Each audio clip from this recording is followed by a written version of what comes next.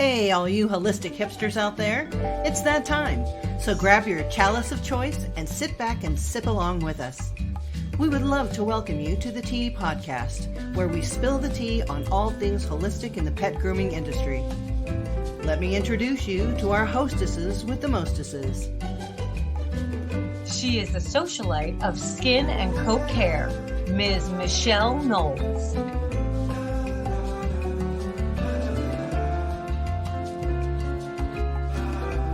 And the queen bee of all things oily, Ms. Melissa Conti-Diener.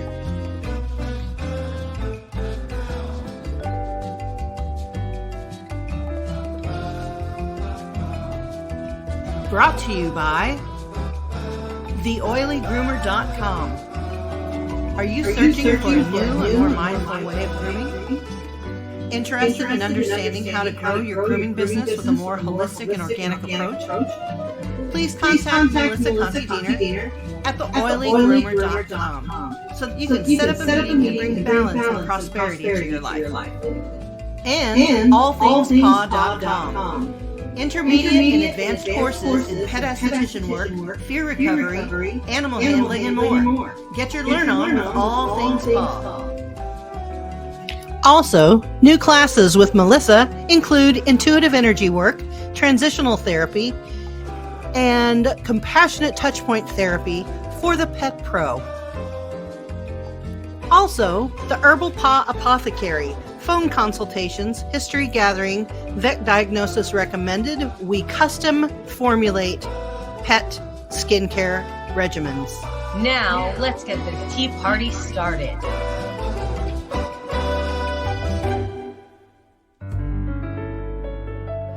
Alrighty then. Hey! This is our little lead-in music here for the holiday. Makes me think of Tiptoe.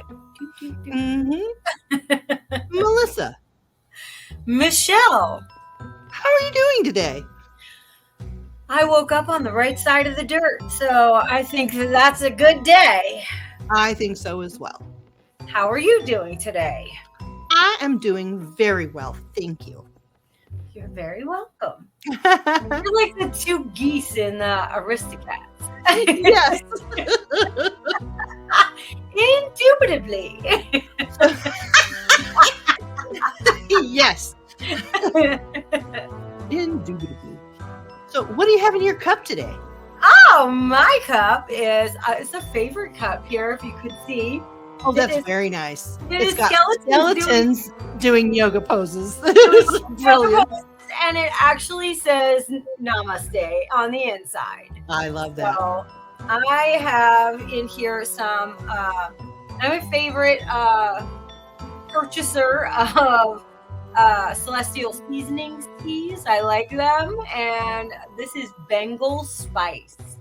Oh, very nice.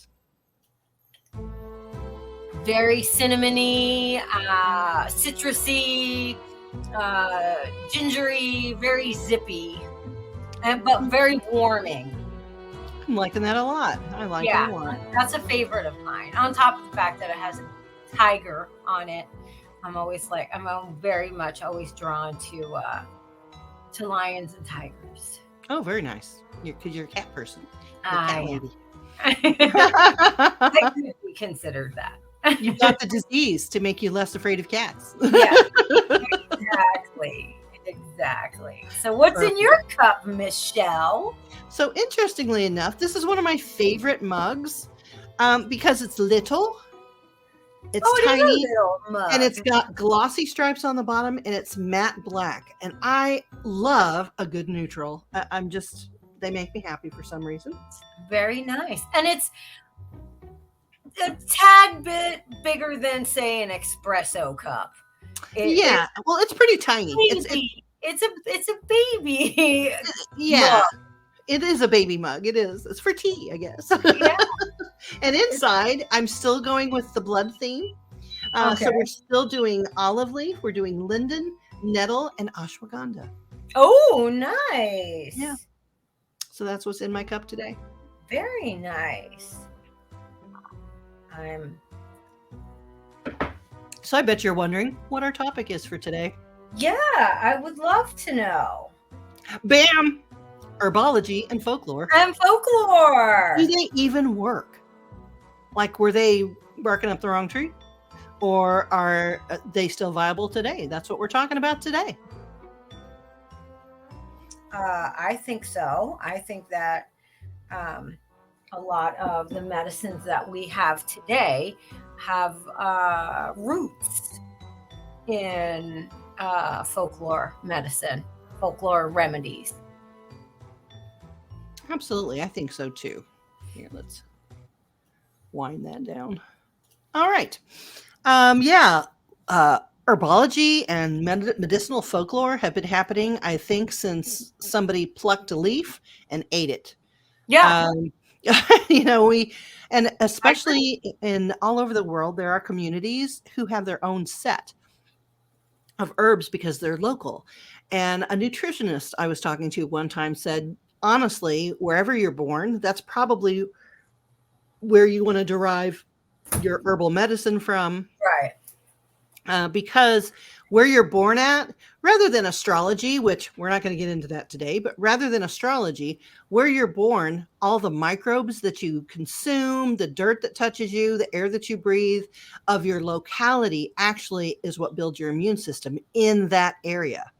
We're very global now, and we travel around to all kinds of different cities, countries all over the world. And without a thought of how that new area is going to affect us, the dirt, the microbes, the smells, all the things that you touch in this new area have new stressors for your immune system.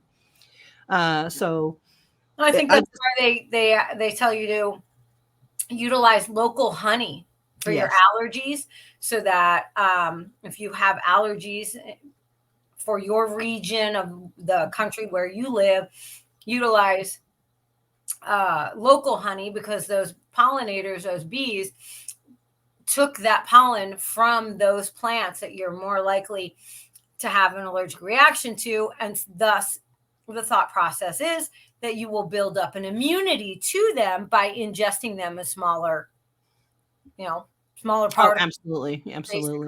And again, that's folklore. That's folklore medicine right there.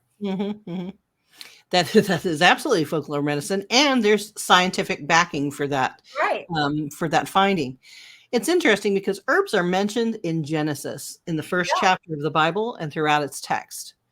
As civilizations developed, so did the knowledge for the use of herbs. In India, Ayurveda medicine has used many herbs, such as turmeric, possibly as early as 4000 BC. In Mesopotamia, the written study of herbs dates back over 5,000 years to the Sumerians, who created clay tablets with lists of hundreds of medicinal plants. Egyptian schools of herbalists have existed since 3000 BC. How crazy is that? That's incredible. And the way that they used, the Egyptians were pretty incredible people. And for those that don't know that, not all of their rulers were actually Egyptian. Like Cleopatra was of Greek descent. Exactly. Yeah. She was not dark skinned. No. From the Ptolemaic, I think it was, dynasty. You're right. And she was an amazing linguist, but she also was an herbalist, and would create beauty creams and medicinal, cosmetics, perfumes. I can't think of what it's called. Contraceptives. Well, for that time, Egyptian contraceptives are alligator feces mixed with urine. Yeah. And then they would put that inside of them. We're gonna, they weren't all good, but we're here to suss out what still works, what was good, what was true, and what was just crazy. Yeah. So, but I'm just saying that they were pretty ahead of their time, especially with their embalming and and I just they used herbs to preserve the dead as well. Oh yeah, absolutely. I just read an article about how some of the jars that they would seal and put with the mummified bodies, some of them were filled with perfumes, frankincense and myrrh, and some of them had not been discovered until the archaeological dig site people jump, down in there and start opening and taking all these things out. And they had been sealed for hundreds of thousands of years and they still held scent. Right. It's just crazy. And how they would pack these herbs, and since I'm aromatherapist, that really intrigued me that they actually had aromatherapy blends in there as well, to send with them on the River Styx, so that they could have those in the afterlife. And they would use alabaster and jade and quartz, different color quartzes, and things to fashion these gorgeous vessels to hold these precious herbs and aromatics. Yeah, people don't understand, because you've got a salt and pepper shaker on your table, how precious those spices actually are. Right. How precious. There used to be none on anybody's table anywhere, unless you had local access to salt. Pepper itself was so expensive, it was worth more than gold. Right. So just having, I'm going to say, under an ounce of pepper, only a pharaoh or a king could afford something like that. If you were in the elite, governing class, normal folk didn't do that. We had to rely on whatever we could grow in our garden. So I think that's pretty interesting as well. Medicine's come a long way, and I think this is appropriate for our particular podcast and how it intertwines with the grooming industry, is that we talk about ingredients all the time. We talk about formulation, ingredients, what they do, how they do it. We are still actively discussing ingredients, formulations, decks, on and on in our industry. And so I think it's important to learn how it all started. I mean, pharmacology, pharmaceuticals came directly from herbal knowledge. A lot of the times, especially if you do supplements, I guess the FDA comes and visits you before you open shop and lets you know that herbs are medicine that they are choosing not to regulate yet. So it's something very interesting. The herbs that we use medicinally today are the same ones that we used many, many moons ago, with the exception of some of them that we found aren't effective for that particular thing, or just downright nasty and no one's going to do that. Like alligator feces and urine. Well, let's just say this. If you're is full of alligator feces and urine, I don't think the opposite sex is going to want to impregnate you. If that's what's in there. I wish that were true. But we know how persistent some men can work around it. Right. Oh my God, that's so true. Yeah, it's true. Yeah. So I have pulled up an old historical herbal sorcery and lore. So I'm just going to go through a couple of them that I think are really interesting. Go ahead. Shoot. Yeah, I know, right? Let's see. Devil's bit. Dill. Dill was known as an anti-witch plant. It was used to lull people into stupors, and thus mothers used it on their babies to keep them sleepy. It's also used in spells in witchcraft. Eyebright. Dill, yeah. Let's see. And then I go over here to my thing, and then we're going to read a modern version of what dill is used for. And I think that is going to be really interesting. Let's see. Dill. Do tell. I know, right? I'm waiting here with bated breath. I want to know. Besides pickling. I So love the smell of fresh dill. I love dill potato salad. Yeah, It I love. drives me. I love it. Yeah. So dill is an herb that's found throughout European and Asian cuisine. So came from that area, I guess. And not only is it used culinarily, it is also very nutritious. It's got vitamin C, 8% of the daily value, manganese, 5%, vitamin A, 4%, folate, 3%, iron, 3%. So, dill is also a good source of manganese. Manganese is essential. Manganese helps regulate I like over cinnamon. 600 processes in the body. We need manganese a lot, and We need magnesium. to say manganese. Just say manganese. It's fun to say. It kind of is, yeah. It supports normal functioning of your brain, nervous system, Oh, and I need metabolism of sugar and manganese. fat. Yes.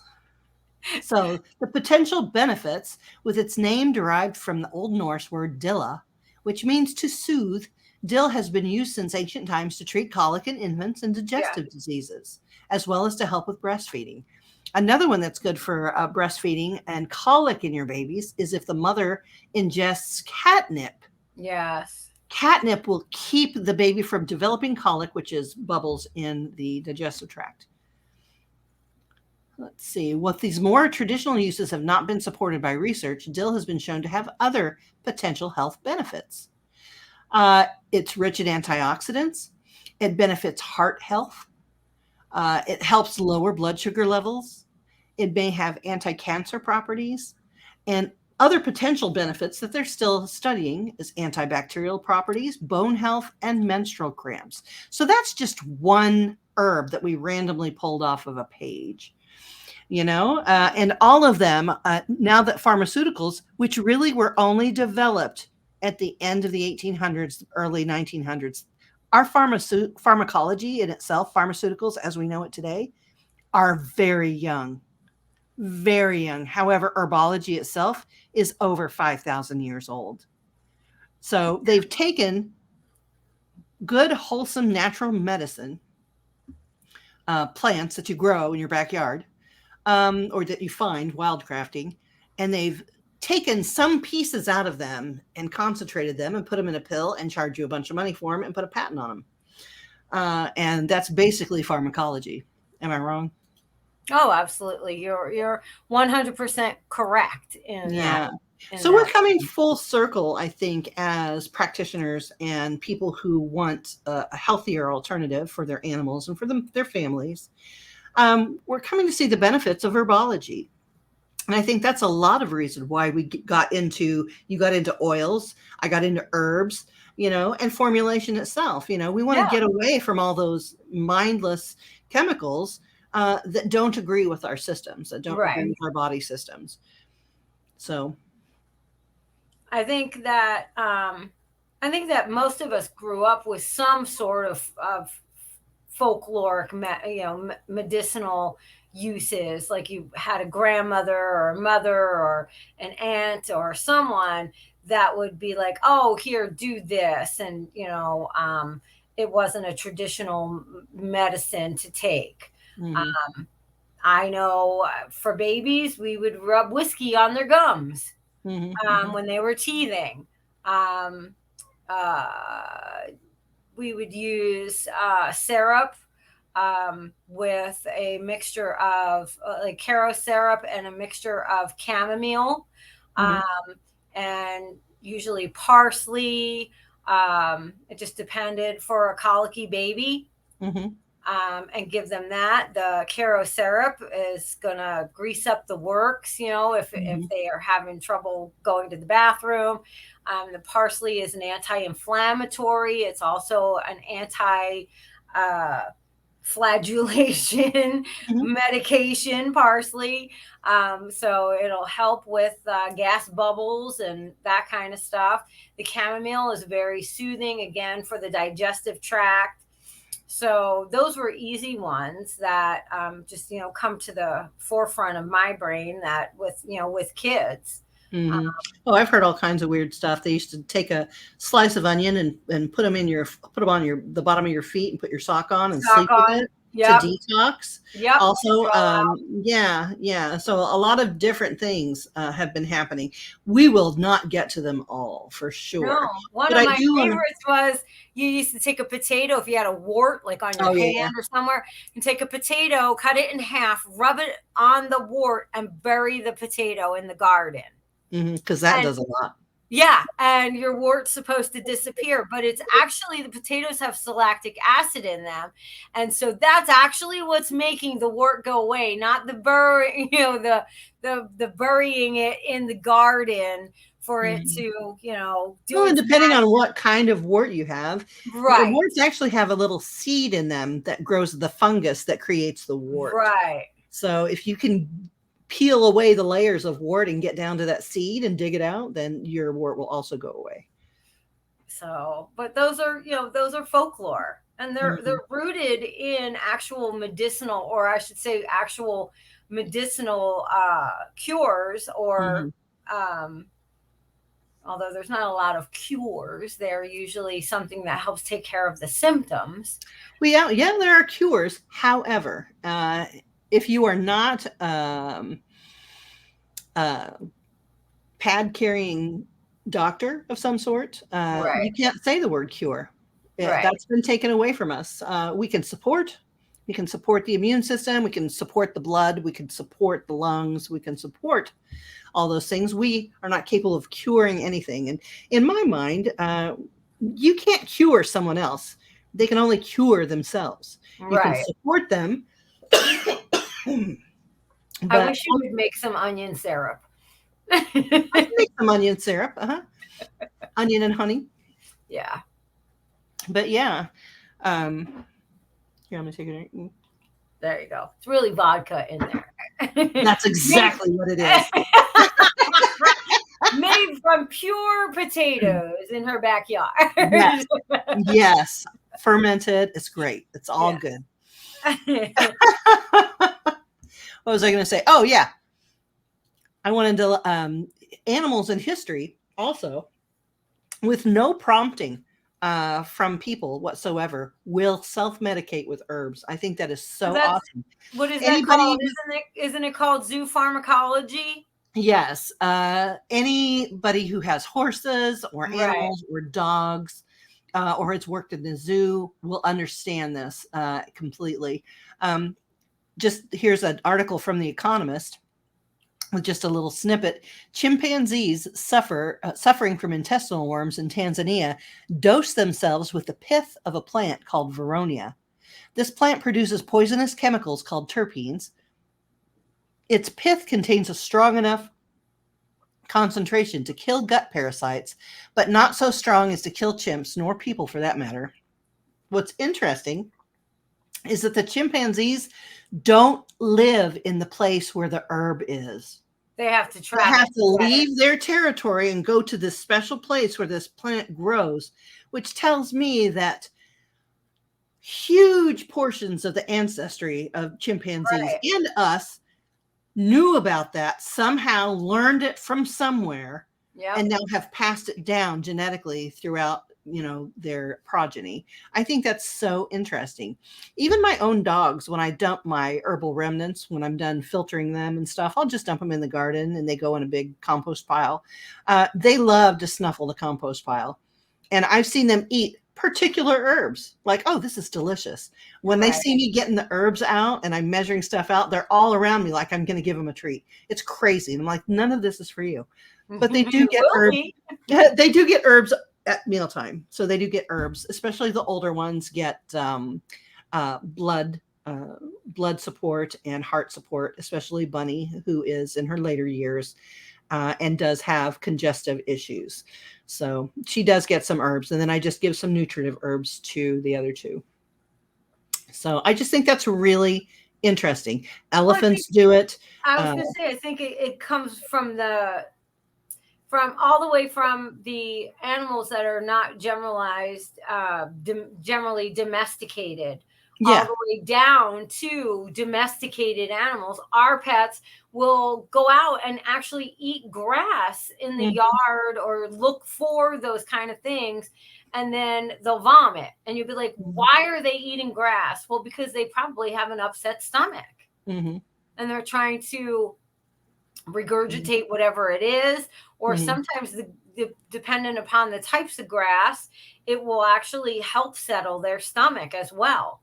What I think interesting about the canid is that they've developed a mechanism, their body has developed a mechanism that if they do eat something poisonous, they immediately get diarrhea and they throw up. Right. And that may be because they've ingested something to help them do that, because their digestive tract is like a straight shot. It's small compared to ours because they're developing that meat. They're processing that meat, and we've got to process vegetation. So we have they also process the energy that they get from eating that primarily a meat-based diet. So they don't need that long intestinal tract for all that. Their body stores up that energy like a battery, basically. So the vegetation that they eat comes from the intestines that are from the kill that are already fermented. So they're very easy to digest. They can get all the nutrients out of that.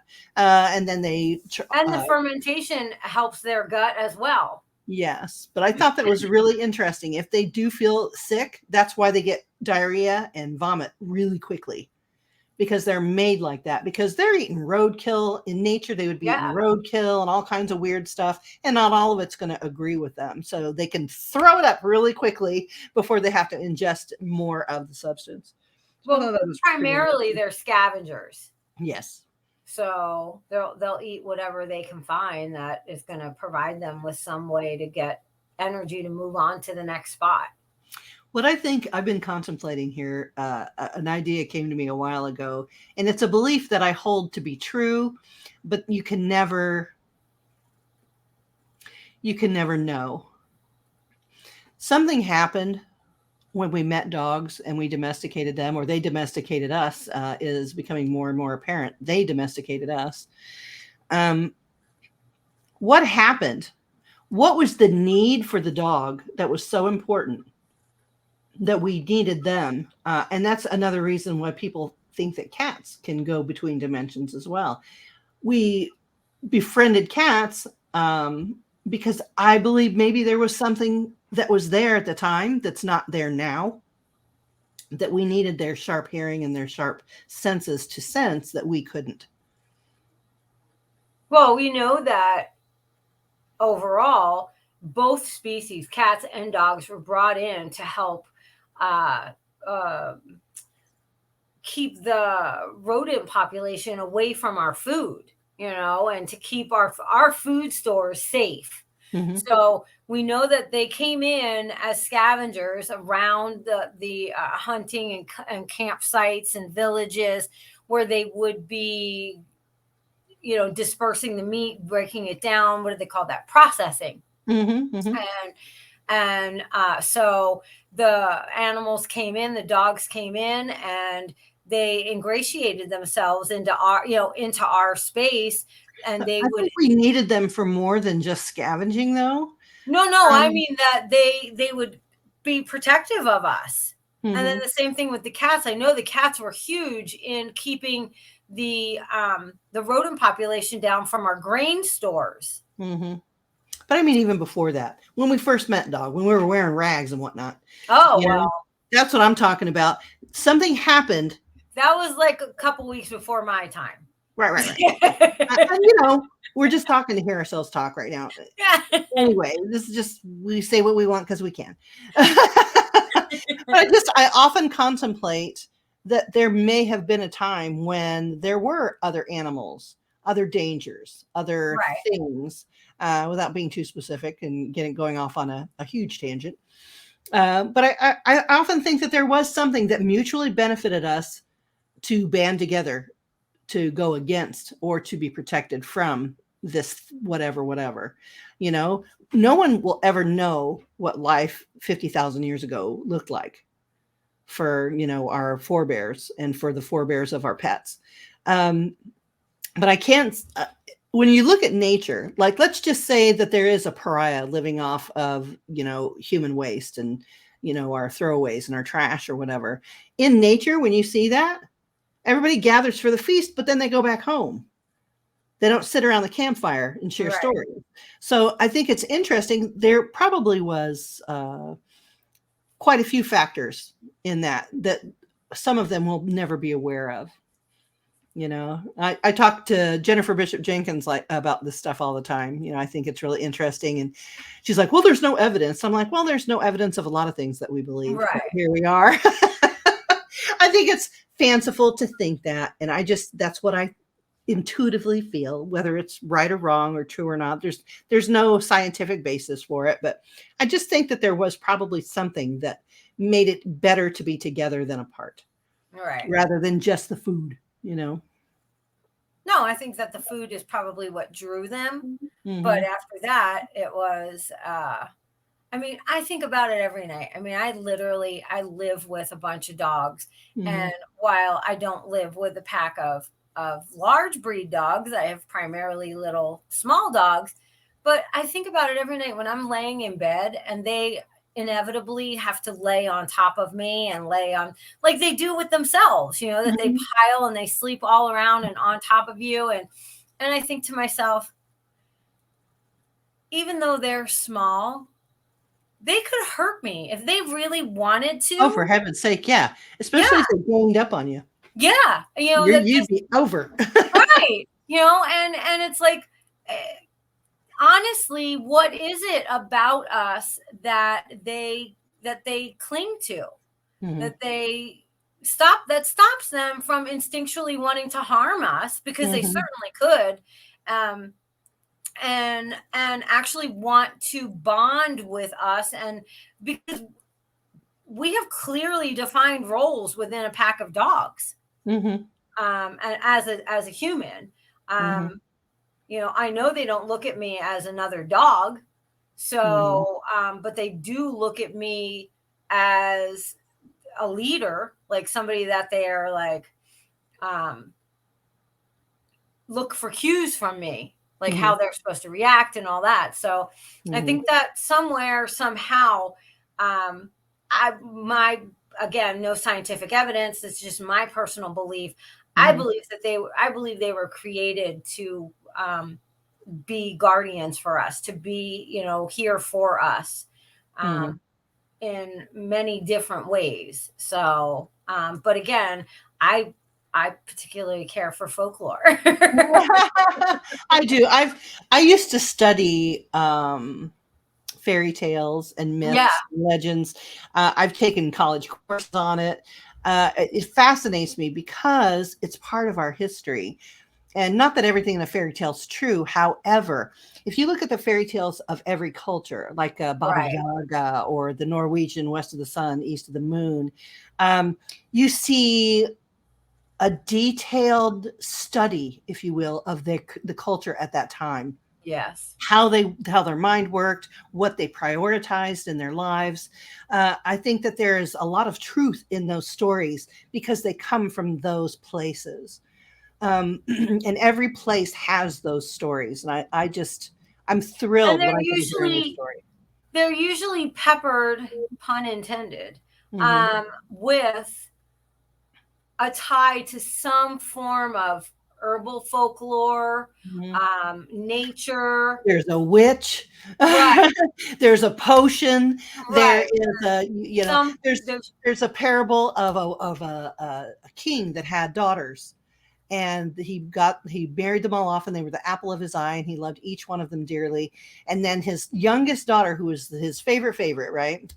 According to the story, he married her off. And then the first visit that he and his queen had to her new place, she told him, during her wedding, I'm a terrible storyteller. At her wedding, her father said, "Do you love me?" And she goes, "You are the salt in my food." And he got very upset and offended by what she said. And they didn't speak. And she went to her new household. And then finally, the king broke down and says, "I'm going to go visit my daughter, blah, blah, blah." He came. and sat down, and all of his food didn't have any spices in it, no salt, no pepper, no nothing. And he was like, "This food's terrible. Oh my God, what's going to happen?" Blah, blah. And as he was becoming more and more dissatisfied, she put her utensils down and said, "See, without you, there's nothing. The life in the world is bland and this and that and the other and blah, blah, blah. You are the salt in my food. That's how I feel about you, Father. I love you very much." And then he understood what she was trying to tell him. So that was even a parable around a spice, Right. around a mineral, if you will. Yeah. So, I mean, if you really look for it, we are so entwined with plants and nature. And it amazes me that how many city folk that live in big cities or whatever are so separated from the earth. They're so separated from their dogs, how dogs act, what they need out of life. You know, you're an apartment dweller and here you're teaching your dog all these weird things. And he's like, okay, but doesn't see the reason for it. But he'll do it because he loves you. We're so separated from earth. We're so separated from the things that make us thrive. Fresh air, fresh greens, you know, healthy environment, the whole 9 yards, knowledge of what's going on with our own bodies. We're so separated. Well, I think that I think we get to a certain age, and for most of us, we want to believe in those kind of stories and those kind of, that folklore, and we want to believe that, but community tells us it's time to grow up and to become skeptical and to separate yourself from those kind of things.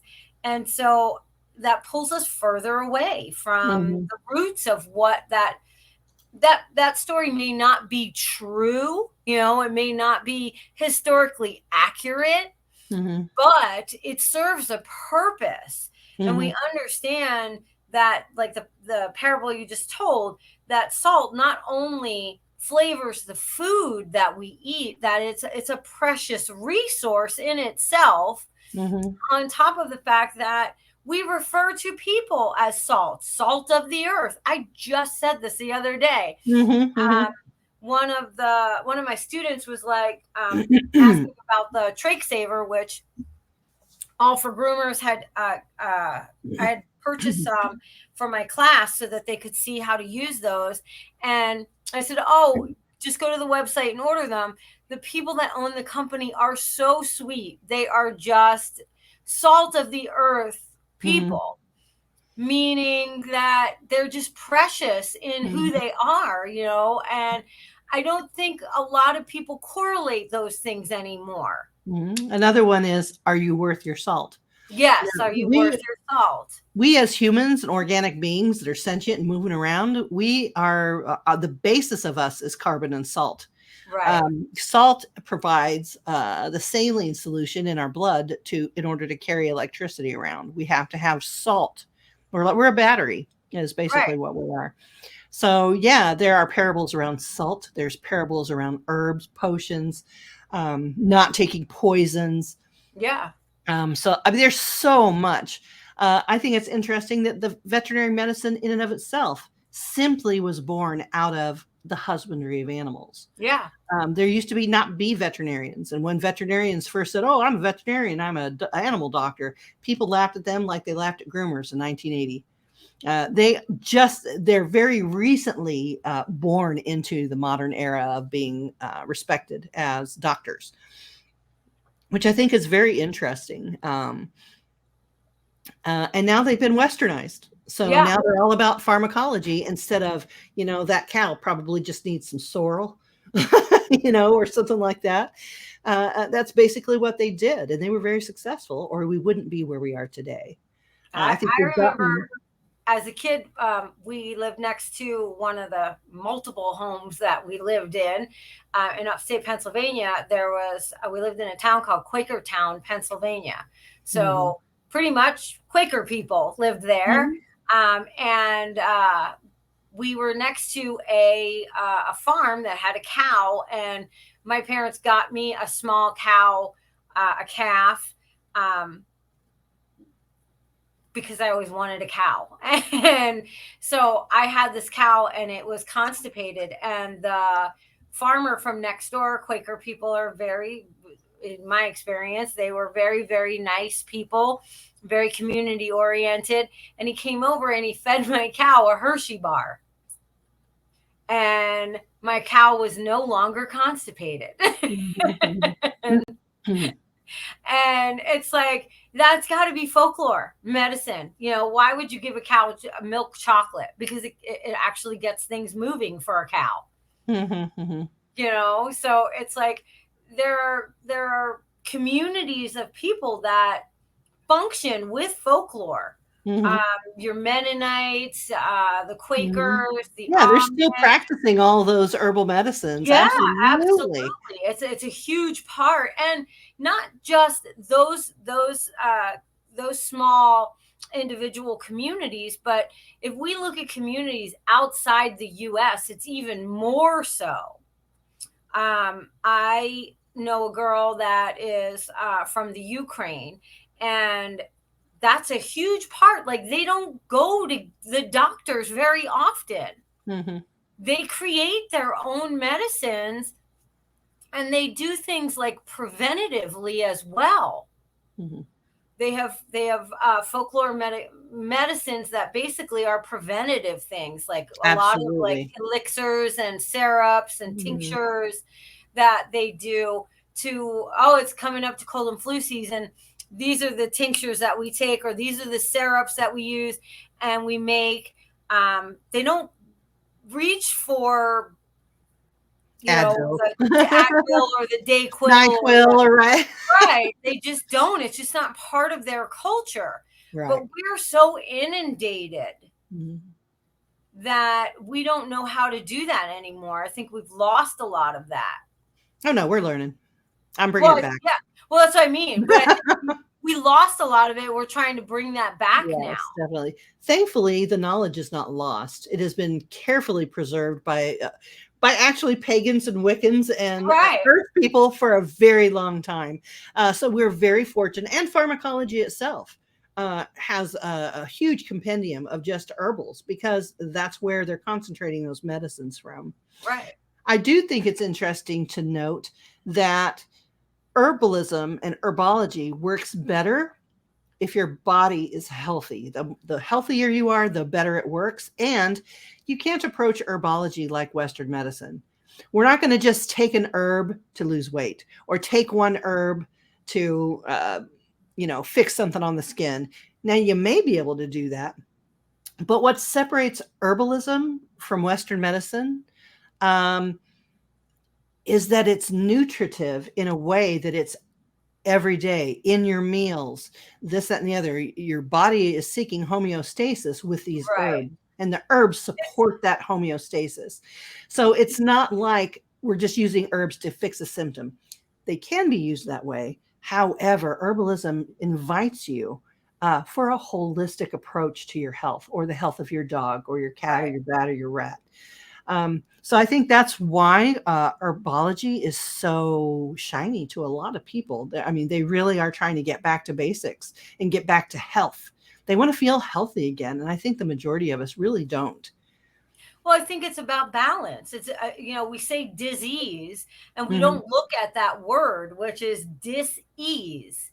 So when you have a disease, it is bringing dis-ease into your body. It is an unbalancing of what we should be. So by bringing herbs in and taking them in a nutritive sense, or in a supplemental sense, because we lose so much of the nutritive properties of our food that we think sustains us, but it's so highly processed that we lose so much of that we need to take these in a different way, so that we're able to help keep things in balance, so that we are not in dis-ease.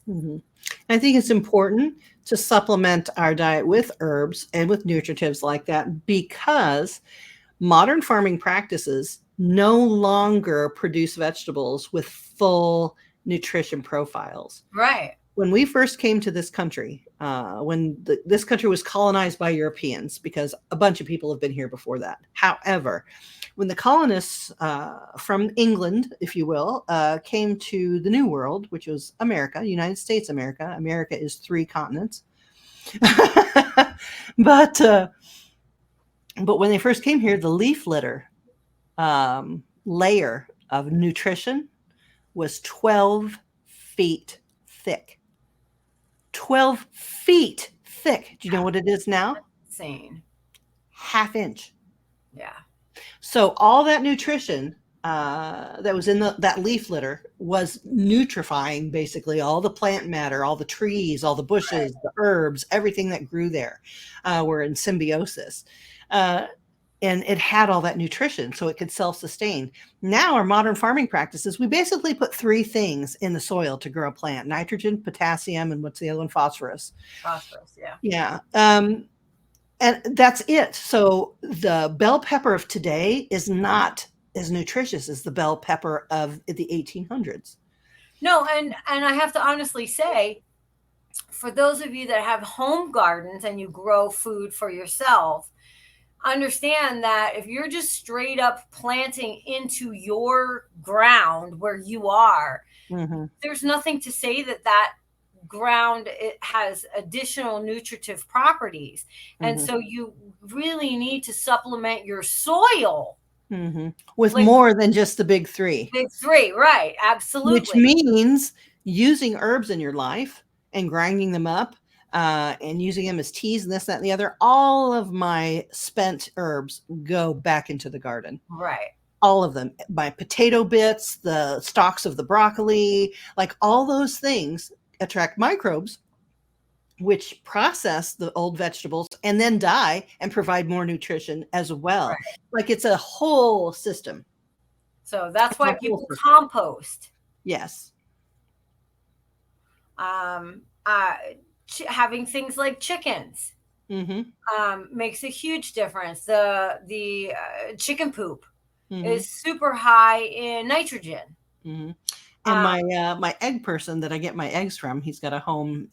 He has livestock guardian dogs, goats, and chickens, I believe. And I get my eggs from him, but he also gives me goat poop, which is amazing because goats eat everything and process that nutrition right into their little pellets.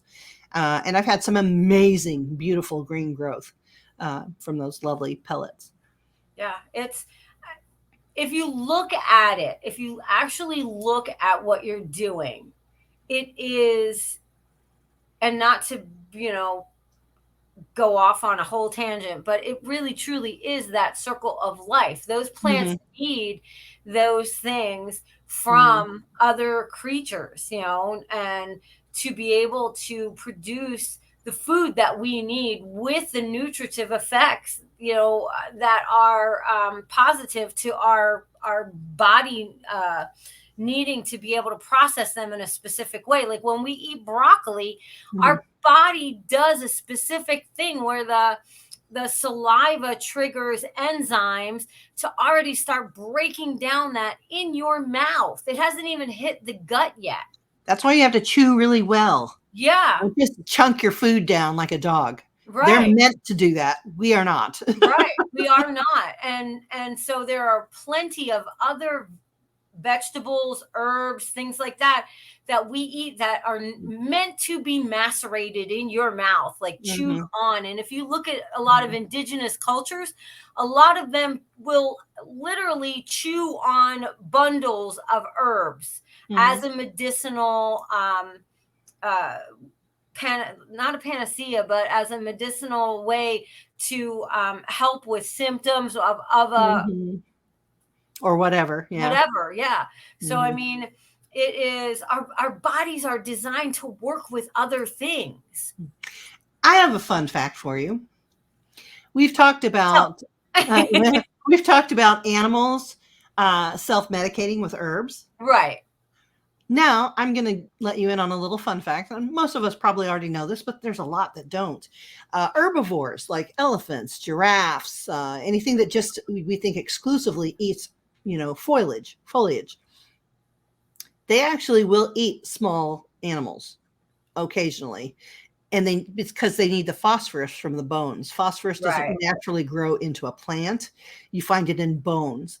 So I've seen with my eyes elephants eat a chicken. I've seen squirrels eat mice. I've seen it shocks you at first. You're like, oh my gosh, is that just a freaky elephant that just did that? No, all of them do that. All of them do that. All of them do that. So I know vegans would like to think that eating meat is bad and eating plants is good only for a morality reason. But there are scientific studies and empirical evidence that we all need to eat that energy. We all need to get those supplements, those minerals and nutrition from various sources. And there's nothing wrong with that. If you think about it, we're all beings that get our energy from the sun. However, we can't get it just from the sun by looking up and we get the nutrition. The sun's energy is converted by the body of the individual or the plant.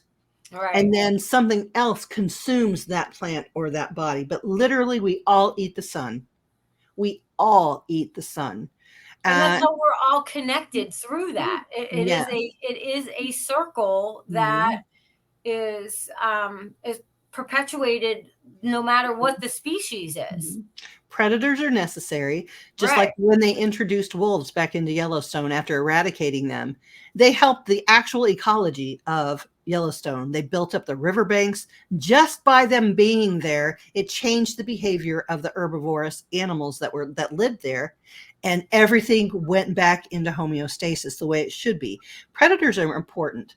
Culling a herd is important.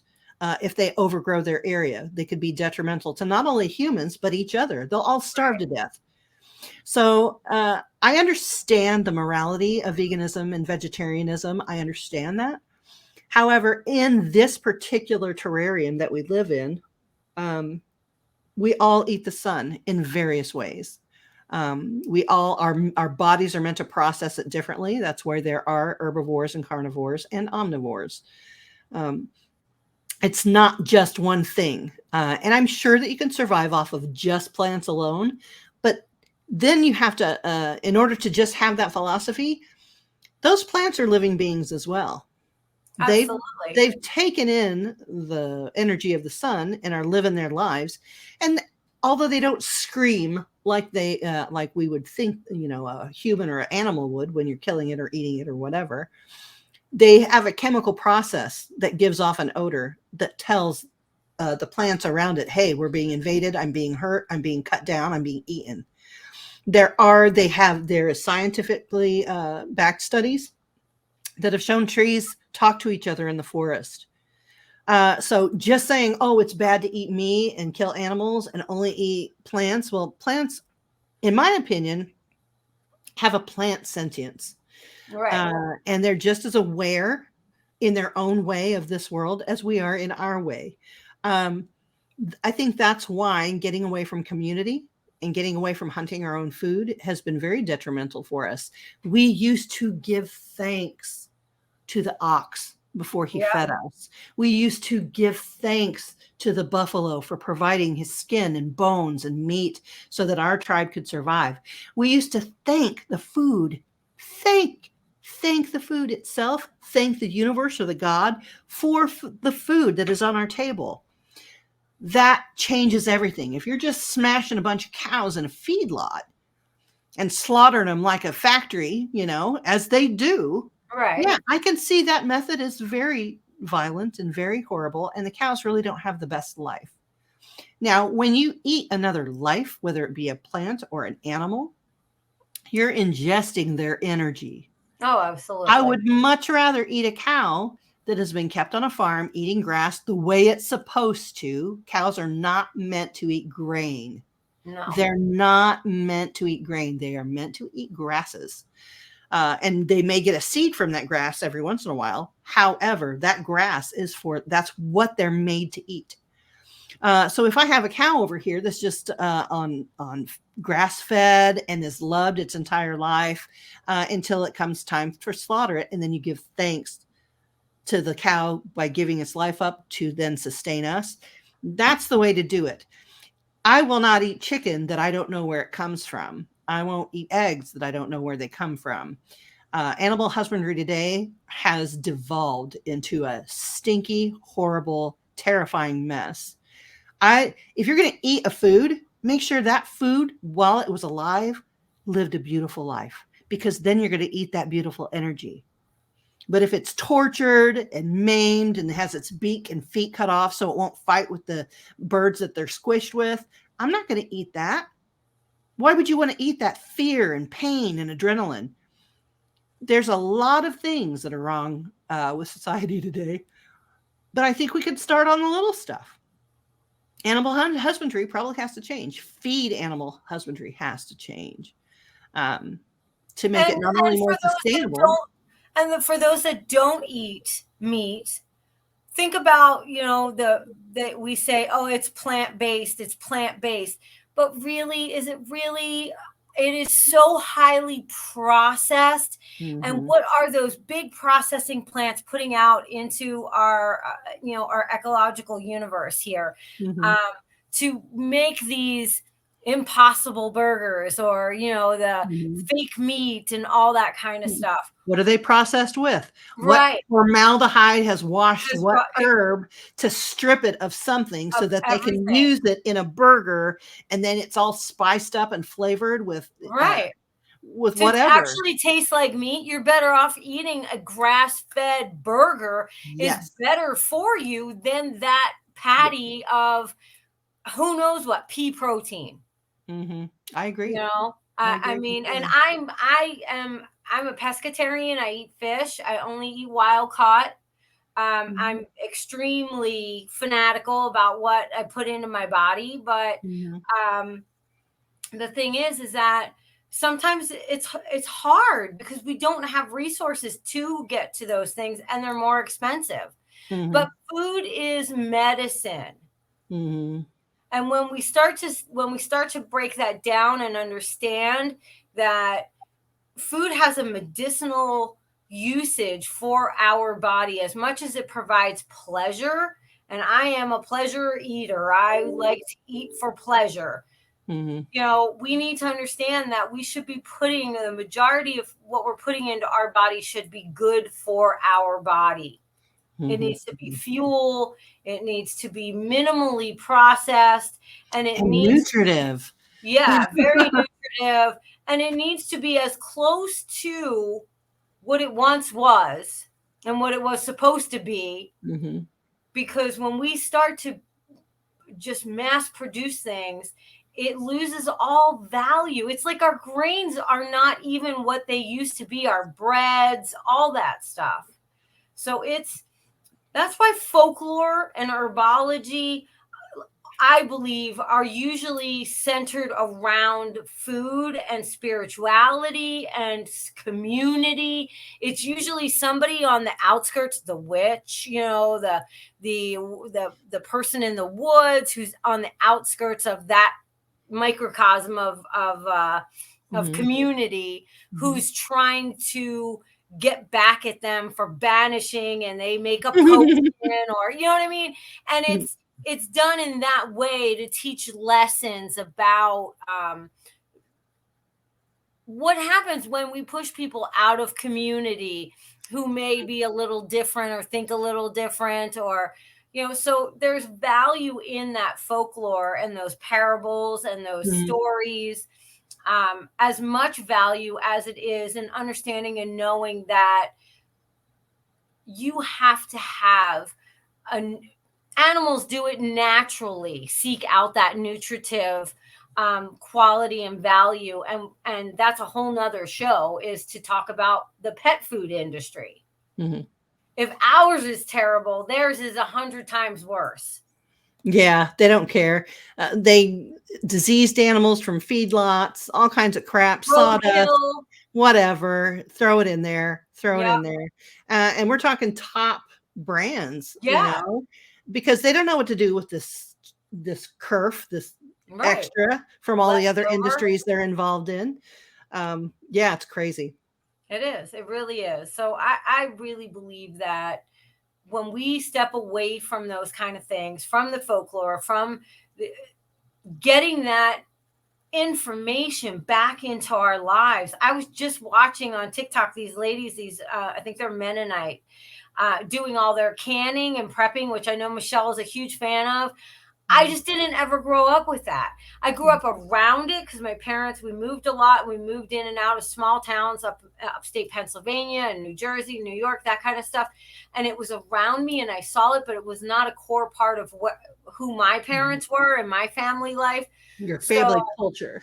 Yeah, it was totally not our culture. But I find it fascinating on how they do this to preserve that stuff. And if there is ever anything that goes wrong, those are not the people that were fighting in Costco over packages, right, of food. Those people are like, oh, we're good. Yeah.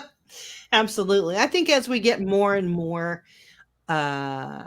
reawakening, I guess if we get reawakened to the possibility that herbs are important. I know it has for me. My herb journey has lasted a long time, and the culmination is the apothecary. But as I am learning more and more about treating myself with herbs, treating dogs topically with herbs, it really makes you think about what you're putting in your body. It really makes you rethink what food even is. Should it be for pleasure, or have we made it that way? It should sustain us so that we can do other things and live our life in a healthy way. So while it is pleasurable because we don't want to die and we're hungry, so it takes away our hunger pangs, it really shouldn't be for pleasure. All these gastronomical delights you see of these people for, $500 a plate, and you get like a little, what do you call it? A wafer with a thing on or whatever. Yeah. They've taken it beyond, that is for pleasure. That is for tasting. That is for all those things. But just eating in general, I'm changing completely the way that I look at food, the way that I ingest it. Melissa knows, Melissa and I both have a food journey. We have issues with food. So in learning more about myself, especially in my older years, I'm being very kind to myself and gently making changes so that they're long lasting, so that they are healthier, so that they make me feel better in this part of my life. So I think that herbology is the coming trend, is the coming wave. And as we get more and more practitioners, more and more people who are using herbs and oils, I think that there is a hunger for the young people that are coming up. Oh, absolutely. Wanting answer. When you can't get into the doctor and for 6 months, you need something. You need something. You need a poultice. You need a tincture. You need something. More and more people are now available to provide those services. So I am super, super happy. The trend is going in a correct and healthy way. I feel more and more people are becoming herbologists, or at least having some tinctures and herbs in their little garden. And I think that's going to grow. I think that's going to, no pun intended, I think that's going to make everybody feel better. I think that it's a huge part of this trend that we're seeing even in our own grooming community. Mm-hmm, mm-hmm. I agree. We're starting to demand better ingredient decks, more transparency in what is in the formulas. We don't want all the chemicals. However, we all know everything's a chemical, everything's a thing, but we can choose judiciously to get back to nature. I think that's why I formed the apothecary service, was because when you have something from a manufacturer, even if they're a good manufacturer, no one's knocking anybody, the ingredients are still not as fresh as when they went into the formula. And I think custom formulation is a little niche that I can fill. And I think a lot of people are looking for something like that. My herbs are fresh. They're absolutely fresh. I can vouch for that. Fresh. She knows. I've been there and seen the freshness of the herbs. So everything is fresh. Everything is organic, which simply means no pesticides have been used in the growth of that plant or around it. And it's fresh. So all the properties are still intact. It's not been processed to death. It's not been heated. It's not been any of those things. And you'll get your package in all these little bottles that you then add to the shampoo or the conditioner or mix to the clay. And that way you have the freshest ingredients, the freshest regimen to do the most good for your dog or cat or bat or giraffe or whatever. So I think that it is a wave of the future that we have groomers that want to explore healthier ways to groom. I agree.